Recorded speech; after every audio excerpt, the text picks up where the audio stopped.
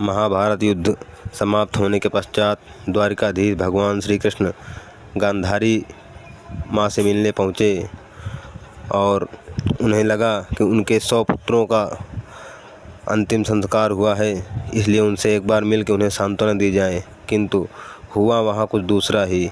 100 पुत्रों के शोक से संतप्त माता गांधारी भगवान को देखते ही करुण रुदन करने लगी और बोली, हे केशव, अगर आप चाहते तो मेरे वंश का संहार रोक सकते थे, मगर आपने ऐसा नहीं किया।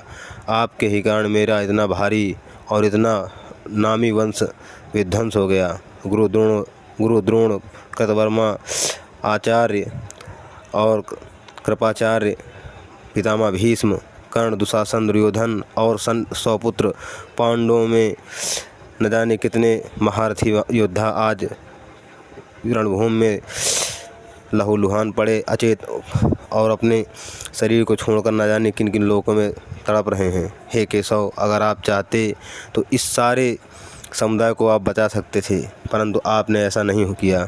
हे केशव, मैं आपको श्राप देती हूँ कि आपका परिवार भी मेरे परिवार की तरह अपनों के द्वारा नष्ट हो जाए। ऐसा कहते ही उन्होंने अपने भक्ति प्रभाव से श्राप दे दिया और भगवान श्री द्वारिकाधीश ने तत्क्षण उन्हें स्वीकार कर लिया। कहा, माता, जैसा आपका आदेश ऐसा ही होगा।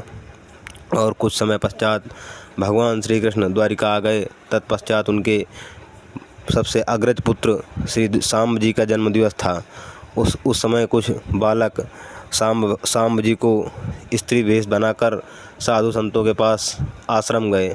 आश्रम में भगवान द्वारिकाधीश के आराध्य श्री दुर्वासा ऋषि आए हुए थे। दुर्वासा जी को देखकर बालकों ने उनसे अठखेलियाँ करने शुरू कर दी और बोले, ऋषि, ये बताओ, हमारे जो भाभी है इसके पुत्र होगा कि पुत्री? तो उन्होंने ध्यान लगाया कि ये बालक हमारा मजाक कर रहे हैं। तो ऋषि दुर्वासा ने अत्यंत क्रोध से कहा, इससे ना पुत्र होगे ना पुत्री, इससे एक लोहे का मूसल होगा जो सारे यदुवंश का संहार कर देगा। इस पर सारे बच्चे डर गए और आकर सारी व्यथा भगवान श्री कृष्ण और बलराम जी महाराज से बताई।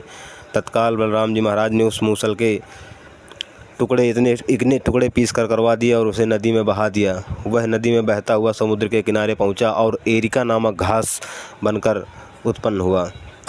कुछ समय पश्चात सारे यदुवंशी उसी क्षेत्र में वन विहार के लिए पहुँचे और किसी बात को लेकर उनमें अनायास ही झगड़ा शुरू हो गया।